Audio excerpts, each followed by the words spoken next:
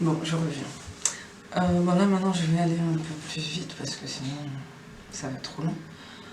Donc, je pense que comme vous avez compris, mon père il est décédé jeudi matin. Ce jeudi matin.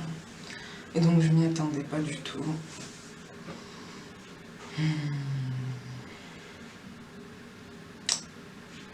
Mais bon, comment dire?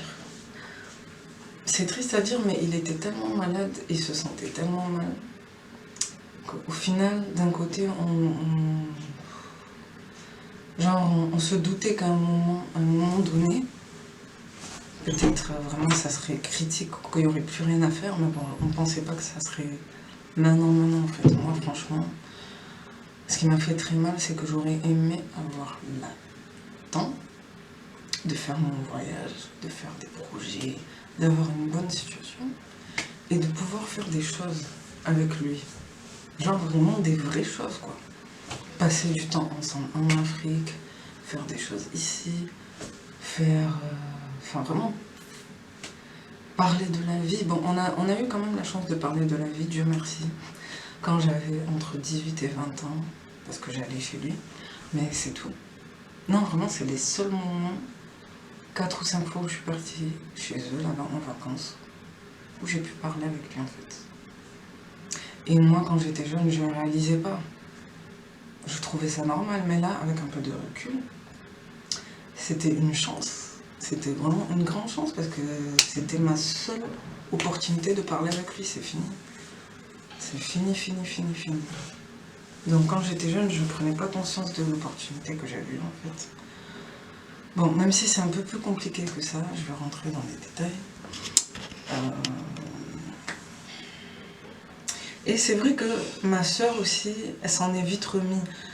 Bon, elle s'est sentie mal, mais j'avais peur que vraiment elle se sente très mal, qu'elle soit vraiment découragée, mais maintenant elle est mature, elle est grande et voilà quoi, elle a accepté. Et on se dit aussi que quelque part, il était tellement mal que c'est comme une libération quelque part. Après, en revanche, je sais que la personne qui a vraiment souffert en premier de ce deuil, c'est maman Pauline. Vraiment ma belle-mère, maman Pauline. Elle s'est vraiment occupée de A à Z, elle s'est occupée de lui. Dans tous les sens du terme, faire à manger, l'aider dans sa toilette, tout, elle s'est occupée de lui. Et quand j'étais là-bas, quand j'avais 18, 20 ans, et qu'il parlait, il marchait, enfin voilà quoi, tout ce qu'il avait, c'était juste qu'il voyait flou. À cette époque-là, déjà, c'est elle qui faisait tout. Vraiment, j'exagère pas, elle faisait tout, sachant qu'elle travaillait la nuit. Elle travaillait de 20h à 7h du matin, je crois, un truc comme ça. Et la journée, elle faisait de la couture, un truc comme ça. Donc c'était quelqu'un vraiment qui se reposait pas. Elle se reposait pas. Même moi, quand j'étais là-bas, j'essayais de faire des choses, mais c'était nul. Enfin, genre, c'était pas autant que ce qu'elle faisait. Moi, je faisais un petit plat vite fait, la vaisselle, et puis basta. Alors qu'elle, vraiment, non-stop. Toujours en train de faire des trucs, toujours en train de faire des trucs. Et donc, elle était carrément partie l'assister en Afrique pour l'aider et tout. Parce qu'au début, il était tout seul en Afrique. Avec ses frères, avec sa soeur, enfin ma tante et tout. Mais bon, c'est vrai que mon père, sa situation, elle était un peu compliquée parce qu'il s'entendait pas avec les membres de sa famille. Ça, c'est pas bon, ça. Et donc, il y avait que 2 sœurs à lui qui étaient très proches. C'est triste, hein. Même pour le deuil, là, il y a un des frères qui va venir et un autre qui va pas venir. Parce qu'apparemment, ils s'entendaient vraiment pas ensemble, quoi. Ça m'a choquée. Et... Bon, après, je vais raconter mon vraie histoire. Elle est triste, hein, mais je pense que c'est mieux que je la raconte. Pourquoi j'ai pas vraiment connu mon vrai père biologique? Pas beaucoup. J'ai grandi avec un beau-père, le père de ma petite soeur. Mais bon, lui aussi, malheureusement, après, il est parti. Mais bon, lui, quand même, vraiment, c'est vrai qu'on a vécu un bon moment avec lui, une bonne dizaine d'années avec lui. Au point où, au début, je croyais que c'était mon père. Au début, il simulait comme si c'était mon père. Mais au bout, franchement, j'étais très maligne quand même, très curieuse quand j'étais jeune. J'ai toujours été très curieuse. Et vers l'âge de 14-15 ans, je sais pas pourquoi, j'ai dit à ma mère, mais comment ça se fait que vous vous êtes rencontrés en 1980? Je crois elle me disait 14. Ouais, elle me disait 1994.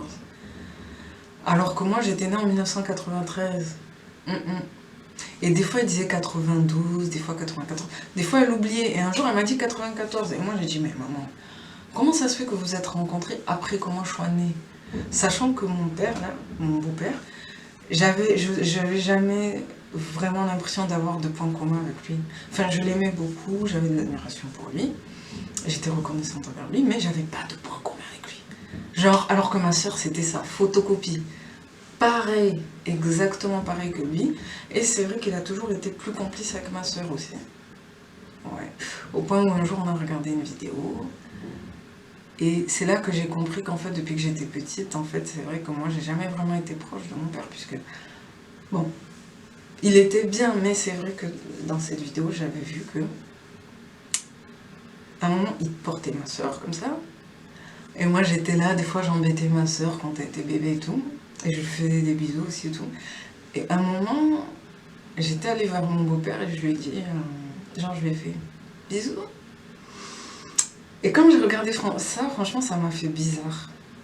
Ça m'a vraiment fait bizarre parce que j'avais quoi? J'avais 4-5 ans et je lui ai fait bisous, bisous papa, bisous. Et je sais pas pourquoi. Bon, il était pas méchant, mais je sais pas pourquoi il a tourné la tête. Va. Enfin, genre, il m'a pas dit de partir, mais il m'a dit. Genre, il avait du mal à me faire bisous en fait. Donc, et quand j'ai vu ça, j'étais choquée parce que j'ai fait bisous papa, bisous. Et je sais pas pourquoi, mais. Ouais, il est resté comme ça, il a rien fait. Il m'a juste tapé sur l'épaule comme ça et il a rien fait. Bon, et c'est là quand j'ai vu ça, j'ai vu qu'en fait, c'est vrai que c'était mon beau-père en fait. Parce que Gloria, il le prenait, enfin ma petite soeur, il le prenait dans les bras, il la câlinait, mais moi, il avait du mal en fait. Enfin, genre, il s'occupait de moi, mais il avait du mal à faire des gestes d'affection parce que j'étais sa fille, mais sans vraiment être sa fille non plus en fait. C'est un peu bizarre. Mais bon, moi, je trouvais pas ça très grave. Enfin, quand j'étais petite, je savais pas. Mais c'est vrai que quand j'ai regardé ça, ça m'a fait un petit pincement quand même, parce que je me suis dit, c'est vrai que moi, quand j'étais petite, je me prenais un peu comme une princesse. J'étais la princesse et tout. Et c'est vrai que heureusement que mes grands frères, des fois, ils faisaient des jeux, des fois, ils me prenaient. Et d'ailleurs, ma première image paternelle, c'était mon grand frère aîné. Ah, c'est lui qui s'est... Franchement, de mes 0 à 1 an, c'est lui qui s'est occupé de moi, en fait, avec ma mère. Mais vraiment. Genre, il rentrait de l'école, et des fois, apparemment, des fois, je voulais que ça soit lui qui me porte. Genre, c'était le seul qui pouvait me calmer, quoi. Et genre, il devait me bercer, après aller dormir, nanana. Bref, quand ma mère me raconte ça, ça me choque. Mais après, est-ce que j'en veux à mon père? Non. Pourquoi? Parce que ma situation, elle est compliquée, pour ceux qui connaissent. Parce que mon vrai père, en fait, il m'a pas gardé. Genre, il voulait pas d'enfant à la base. Ça, c'est un truc de fou. Mon père, il voulait pas d'enfant. Franchement, je le juge pas, hein, mais c'était quelqu'un, pour lui, c'était les études, la carrière, les études, la carrière. C'était vraiment quelqu'un qui voulait réussir la vie, réussir sa vie, entre guillemets, genre, avoir une bonne situation. Mais le problème, c'est qu'il pensait pas avoir une descendance, quoi. Il voulait juste réussir sa vie et se mettre avec une femme. Mais le problème, c'est que les femmes, surtout les femmes africaines, noires, elles ont besoin, on a toujours ce désir d'enfanter. C'est comme ça. C'est très rare de voir une femme noire, africaine, qui n'a pas envie d'avoir d'enfant. Après, ça existe, mais c'est très rare. Franchement, c'est très rare. Ce qui fait que ma mère, moi, elle voulait pas enlever l'enfant. Sachant que ça faisait une dizaine d'années qu'elle n'arrivait plus à tomber enceinte. Elle n'a pas voulu enlever l'enfant. Et ça, je lui en suis reconnaissante. Parce que mon père, apparemment... Enfin, bon, déjà, à la base, ils s'étaient rencontrés dans un métro à Paris. Quand ma mère m'a raconté ça, j'étais choquée parce que j'avais deviné qu'elle m'avait menti. Elle m'avait dit un jour je t'en parlerai et tout. Et donc un soir elle m'en a parlé, je suis restée comme ça, j'étais scotchée, j'étais là. Je lui ai dit merci de me l'avoir dit, et heureusement que je te l'ai demandé parce que sinon tu m'aurais jamais dit.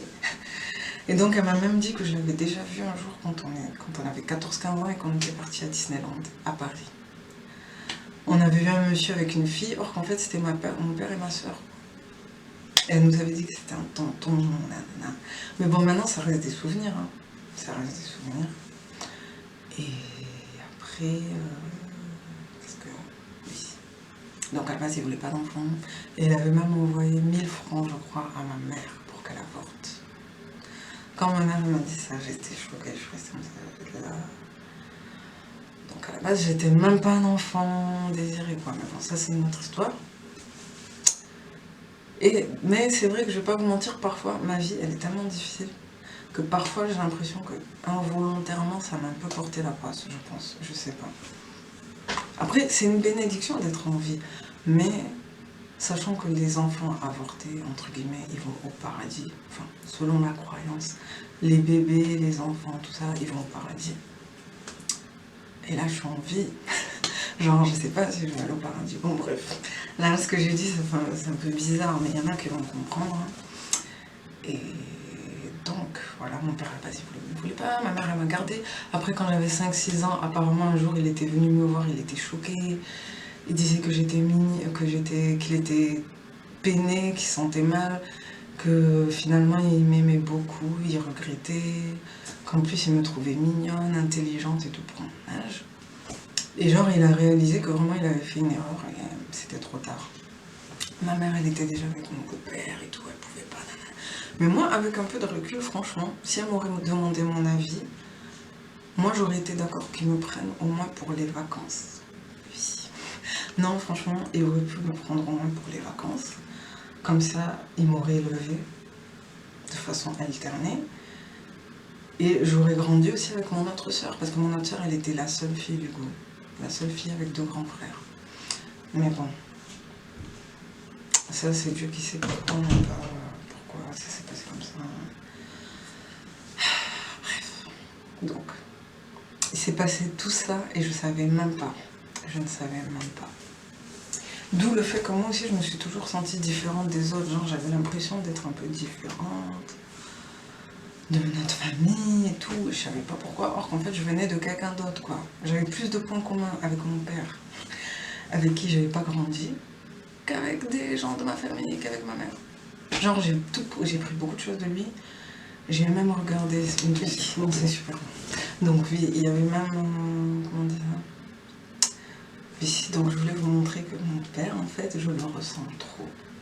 Ah, vraiment, quand j'étais bébé, c'était plutôt ma mère et tout. Mais là, vraiment, genre, je ressens trop à mon père, en fait. Au niveau des yeux, de la bouche. Genre, je suis comme lui, mais peut-être un peu plus claire, entre guillemets. Bon. Déjà, j'avais oublié de dire paix à son âme. Et bien sûr, j'ai prié. J'ai prié parce que je sais que les enfants peuvent intercéder et prier pour leurs parents. Donc, voilà, c'est ce que j'essaie de faire. Mais genre, juste pour vous montrer. Juste pour vous montrer comment il était. Je sais pas si ça se verra là. Ah, ça se voit pas trop, mais... Non, ça va pas faire tomber mon truc.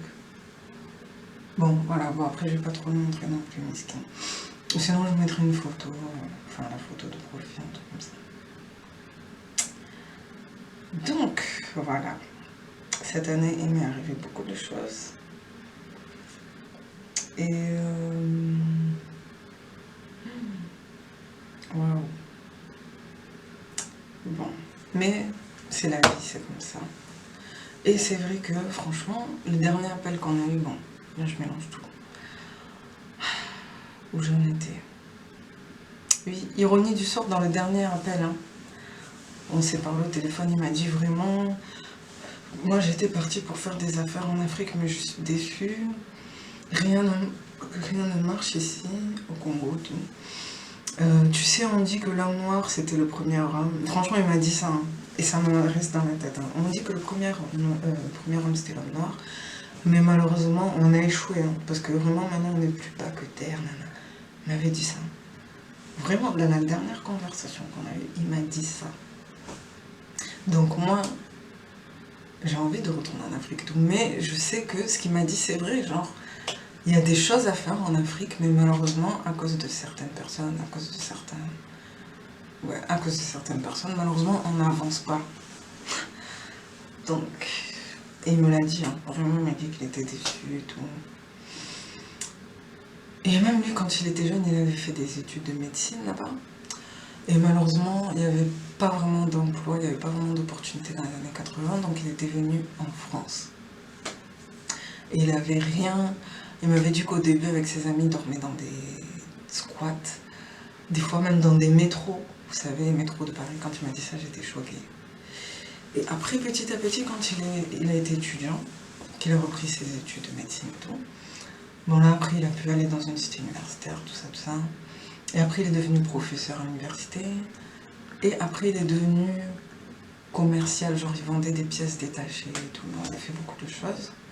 Il aimait faire beaucoup de choses, il aimait, voilà quoi, se faire des challenges et tout ça. Ça, par rapport à ça, bon, c'est bien, mais le problème c'est que c'est vrai que c'était quelqu'un qui était trop porté sur ça. Il m'avait dit que quand il était petit aussi, il était enfant de cœur, enfin, genre à l'église, c'était un enfant qui faisait les services et tout.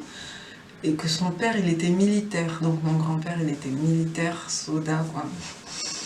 Et qu'il les avait élevés à la dure. Ils les avaient vraiment élevés à la dure, ils étaient tout le temps obligés de ramener des bonnes notes et tout. Mais qu'avec le temps, en grandissant, il a arrêté de croire en Dieu. Donc mon père, là, pendant beaucoup d'années, quand il était malade, il était devenu athée, entre guillemets. Et moi, je lui disais, mais essaie quand même de te remettre à la prière, nana. Il me dit, oh, ces choses-là. Non, franchement, et rien que pour ça, j'ai pleuré, parce que je me suis dit, non, mais si il est mort dans cet état, laisse tomber. Et j'ai demandé à ma soeur, et ma soeur, elle m'a dit qu'apparemment, Dieu merci, juste avant d'aller à l'hôpital, apparemment, notre tante, elle emmenait à l'église. Oui, elle emmenait à l'église, donc il a recommencé à prier. J'étais choquée, ouais. Il a recommencé à prier juste avant sa mort. Bon, même si c'est vrai que c'était le christianisme. Bon, c'est vrai, normalement, j'ai pas le droit de dire ça, mais moi, ça m'a fait quelque chose quand même, parce qu'il était athée. Non, il est passé de chrétien à athée, et là, il est redevenu chrétien juste avant sa fin. Franchement, je me suis dit, waouh, j'étais choquée. Même si je sais que moi, en tant que personne reconvertie maintenant dans l'islam, je me sens, j'ai le devoir de prier pour pouvoir, Inch'Allah, si Dieu le veut, intercéder pour lui. Oui. Parce que moi, je pense que Dieu, on dit que Dieu, il est miséricordieux. Et je sais pas si vous avez remarqué, mais il y a toujours une personne, dans toutes les familles en général presque, hein, il y a toujours une personne qui croit. Et donc, on se rend pas compte, mais on a une lourde responsabilité, puisque peut-être qu'on sera les seuls intercesseurs, c'est ce que je me dis parfois, vraiment. Carrément, même je voulais faire une vidéo sur ça, sur l'intercession. J'ai un livre sur ça d'ailleurs, avec des invocations pour intercéder, tout ça. Parce que franchement, je vous dis, dans chaque famille, hein, il y a toujours une ou deux personnes croyantes qui vont pouvoir intercéder. Moi, par exemple, ma mère, elle prie beaucoup, mais elle est chrétienne. Moi, je ne suis pas trop pratiquante, mais je suis musulmane. Et j'ai un autre frère aussi, qui est musulman, mais malheureusement, il n'arrive pas à pratiquer, il ne connaît pas. Tout ce qu'il fait, c'est jeûner, ramadan, tout ça, parce qu'il ne connaît pas. Comme il travaille beaucoup aussi, c'est juste ses amis, quand il était jeune, qui lui ont parlé de ça, mais sinon, il ne connaît pas. Donc, et même moi, j'ai essayé de lui donner des livres un peu par rapport à ça, pour voir. Donc voilà. Moi, je pense qu'il y a des intercédeurs dans un peu toutes les familles. Qu'est-ce que je vais dire d'autre? Donc, c'est compliqué tout ça. Donc à la base, moi, mon père, il ne me voulait pas forcément. Et en plus de ça, le comble, c'est que quand j'étais chez lui, un moment, pendant les vacances, un jour, pour rigoler, bon, il me montrait des photos de famille et tout. Et en plus, il était angolais apparemment, parce que j'avais des doutes, mais oui, il était angolais. Il parlait portugais, nana. D'où le fait Monzon, c'est portugais, nana. Donc je m'étais pas trompée par rapport à ça. J'ai vraiment de l'Angola. Après, oui. Et donc même mon grand-père, il était soldat. Je pense que c'est du côté de mon grand-père d'ailleurs. Qu'est-ce qu'il m'a dit d'autre? Oui.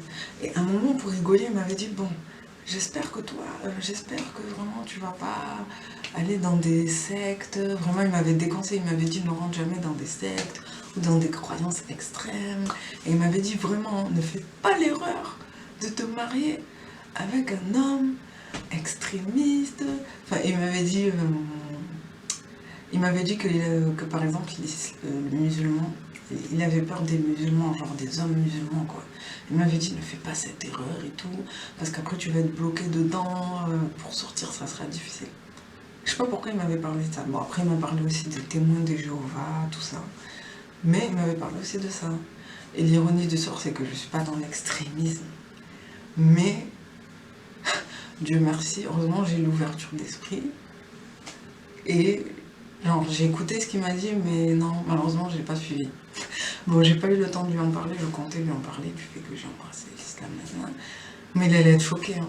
Il allait être choqué, je vous dis, il y a plein de choses que j'ai pas eu le temps de lui dire. Si je lui aurais dit, il aurait été, oh non, c'est pas possible. Comment ça? Comment ça? Et pourtant, là, maintenant, bon, je sais pas s'il me voit, mais en tout cas, moi, je sais que je vais peut-être faire partie des personnes qui vont pouvoir intercéder, entre guillemets. Après, il y a d'autres choses encore. Il y a quoi? Parce que la vidéo va bientôt s'arrêter. D'autres choses très importantes qu'il m'a dit aussi. Oui, heureusement, ma belle-mère aussi, elle est croyante. Enfin, elle prie, elle croit à Jésus, chrétien, nanana. Mais au moins, elle croyait. Ouais, donc quand même, mon père, il m'a dit des choses intéressantes, hein, quand on était là-bas. Il me disait toujours vraiment, il faut faire les études. Quelqu'un qui ne fait pas d'études n'est pas respecté et tout. Si tu veux te faire respecter, il faut que tu aies des études, il faut que tu aies une place, nanana. Il me disait toujours ça. Et c'est vrai, franchement, on va pas se mentir, c'est vrai. Mais au point quand même de miser toute sa vie sur sa carrière, non. Ça, par rapport à ça, non. Parce que par exemple, si ma mère, elle m'aurait pas gardé, et notre belle-mère, elle aurait pas gardé notre petite soeur, parce qu'à ce qui paraît, ils voulaient pas non plus. Genre, ma petite soeur non plus, ils voulaient pas, genre, ils voulaient vraiment pas d'enfants. Ils voulaient pas que les mamans aient gardé bébé. Et elles ont gardé en cachette, quoi. Donc, vous imaginez, si elles nous auraient pas gardé, il n'aurait pas eu d'enfant. Bon, nous, on serait pas là, mais il n'aurait pas eu d'enfant. Pas de descendance, rien. C'est choquant. Vraiment, c'est choquant. Parce que je sais pas pourquoi il voulait pas d'enfant. Et c'est vrai qu'il avait un caractère un peu difficile des fois. Et je crois qu'il tenait ça de son grand-père militaire. Et d'ailleurs, il m'avait dit que notre grand-père, un jour, pendant une mission très difficile, il avait rien à manger et il a été obligé de boire son urine. Ouais, quand il m'a dit ça, j'étais choquée. Et il a dit que tu te rends compte que mon père, là, s'il n'aurait pas bu son urine, on ne serait pas là. Parce qu'il m'avait dit qu'il était militaire et tout, et qu'à un moment, il était à ça de mourir.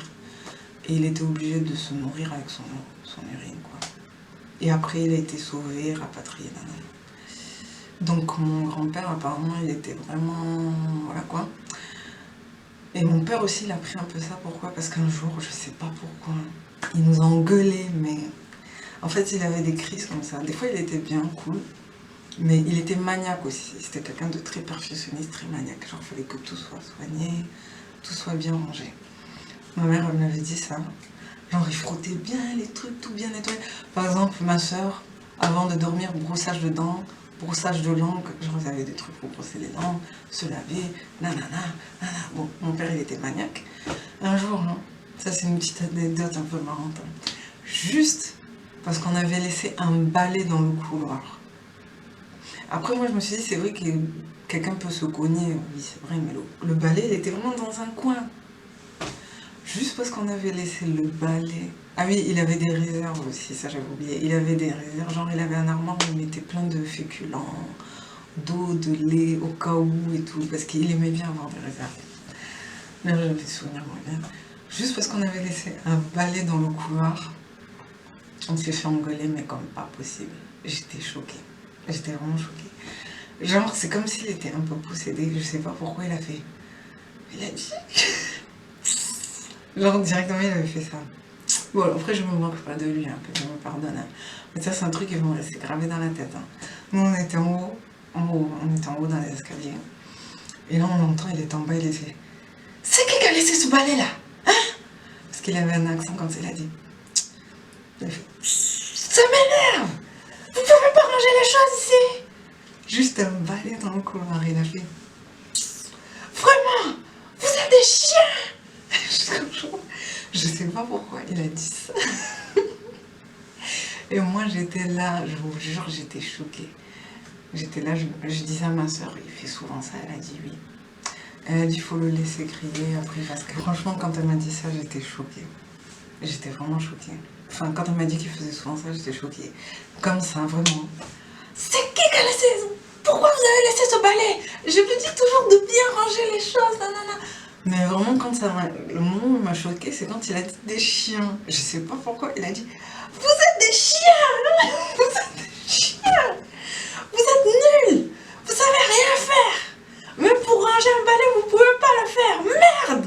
Vous êtes des chiens. Franchement, c'est bon.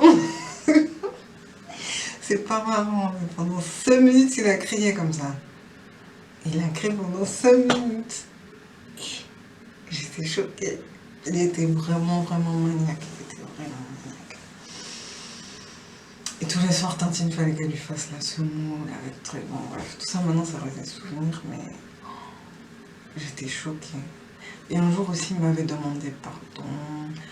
Et il avait dit même, je peux m'agenouiller devant toi, parce qu'il s'était excusé par rapport au fait que, à la base, il voulait pas de moi, à la base, il voulait m'avorter, non, non, non, non. Mais moi, je lui ai dit, non, non, t'inquiète pas, non, non, non. Bah, après, moi aussi, j'avais un côté un peu immature à cette époque. Je me comportais un peu comme s'il me devait quelque chose. Franchement, ça me fait mal quand j'y repense. Parce que, je sais pas, j'avais l'impression qu'il me devait quelque chose, entre guillemets, donc j'étais là. Dès qu'il fallait acheter quelque chose, il m'avait acheté un téléphone, il m'avait acheté ci.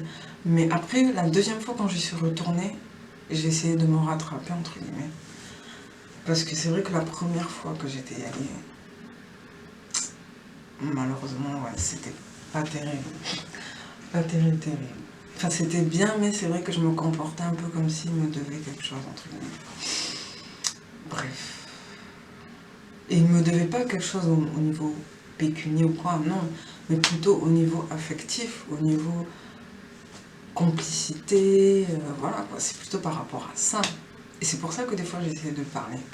Et je sais qu'un soir aussi, genre je m'étais bien apprêtée, enfin genre j'aimais bien m'habiller là-bas, et je m'étais coiffée, et il voyait flou, et il avait vu que je m'étais bien habillée, et je sais pas pourquoi il souriait comme ça. Après je lui disais, mais pourquoi tu souris? Après il a dit, non, non. Non, rien. En fait, genre, il était... Ça reste un souvenir aussi, un souvenir positif. C'est que genre, voilà quoi. Il m'a toujours trouvée mignonne depuis que j'étais petite, entre guillemets, et il disait que plus tard, vraiment, fais-toi belle et tout, marie-toi avec quelqu'un qui a des moyens, nanana.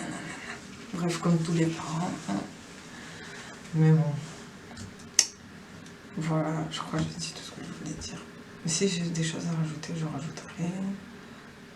Bon, au début, voilà, j'étais en mode dramatique.